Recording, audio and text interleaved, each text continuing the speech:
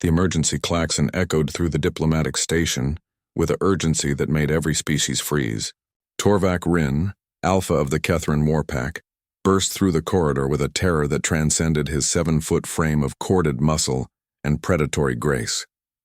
His crimson eyes, capable of tracking prey across kilometers of dense jungle, now scanned desperately through the human quarter section. His cubs were missing, both of them. In the 70 cycles since the Kethrin had joined the Galactic Coalition, never had a Kethrin young vanished from their guardian's sight. It was impossible. Cubs carried their parents' scent marker, a biological beacon that no Kethrin could ignore. Yet somehow, inexplicably, Torvak could not sense them.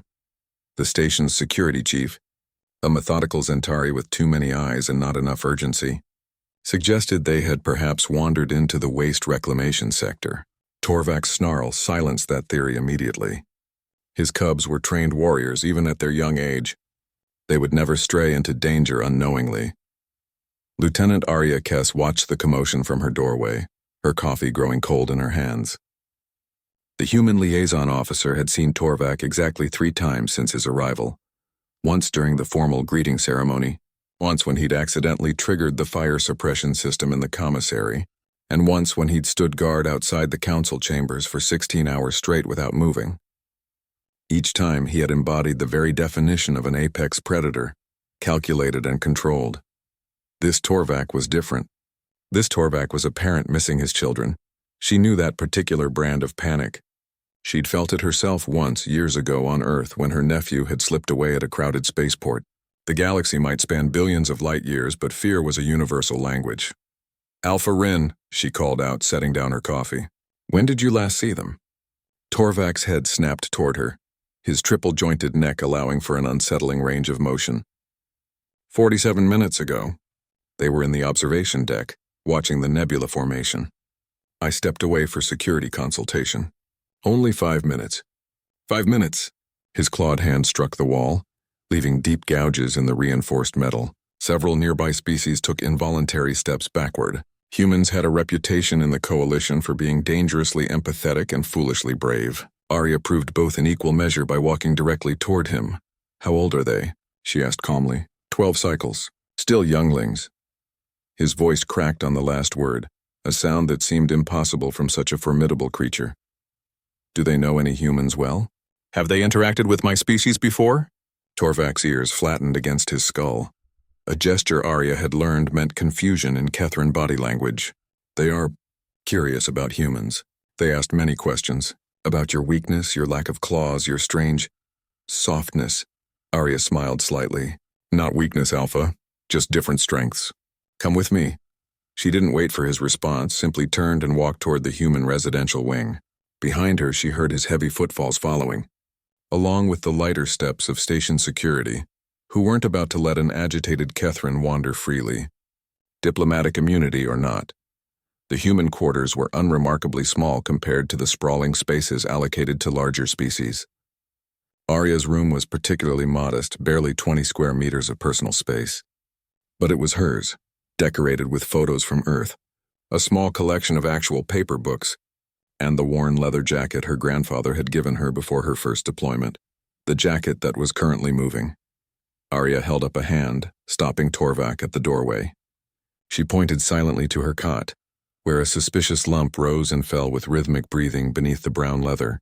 Very carefully she approached and lifted one corner of the jacket. 2 small Kethrin cubs, each no larger than a terrier dog, were curled together in a tight ball of fur and contentment. Their miniature claws were retracted, their fearsome teeth hidden behind peaceful, sleeping faces. They had somehow wedged themselves into the corner of her cot, burrowed under her jacket, and fallen into what appeared to be the deepest sleep possible. The sound that emerged from Torvak Rin was somewhere between a growl and a sob. He took one step forward, and Arya immediately blocked his path with surprising firmness for someone who barely reached his chest. "Slowly," she whispered. "You'll scare them. They are my cubs." "I do not scare them. You're terrified right now and they'll smell it on you. Trust me." For a moment, the apex predator and the soft human stared at each other. Then, impossibly, Torvak nodded and lowered himself to the ground, moving with the careful grace of someone who understood predatory patience. Arya knelt beside the cot and gently stroked the nearest cub's head. It made a small chirping sound, nuzzled deeper into the jacket, and continued sleeping.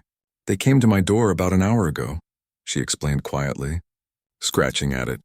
"I thought maybe they were lost, but they just walked right in, climbed onto my cot, and went to sleep." "This is unprecedented," Torvak breathed. "Is it?" Arya looked at the cubs, then at their father. "Alpha Rin, what's the temperature in your quarters?" Standard Kethrin optimal. 22 degrees. "And this room?" He paused, his predatory senses finally processing the environment. "Warmer, perhaps." 28 degrees, Arya nodded. "Humans run hot, literally. Our body temperature is higher than most species." "And that jacket?" She gestured to the leather covering the cubs. "My grandfather wore it for 40 years. It's been soaked in human body heat, human scent, human warmth. To your cubs, this probably feels like the safest, warmest nest in the entire station." Understanding dawned in Torvak's eyes, a revelation that seemed to shake something fundamental in his worldview. They sought out comfort from a human, a species we were told was weak, fragile, not even properly evolved for survival.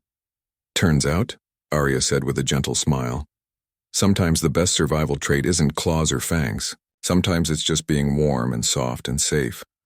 One of the cubs stirred, opened sleepy crimson eyes identical to its father's, and yawned wide enough to show rows of developing teeth. It looked at Arya, then at Torvak, then seemed to decide that the current arrangement was perfectly acceptable, and closed its eyes again.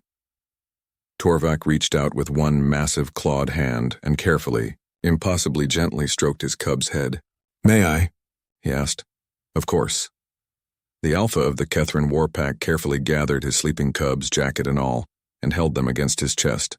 They didn't wake, simply adjusted their position and continued their peaceful rest, now wrapped in both human scent and parental protection.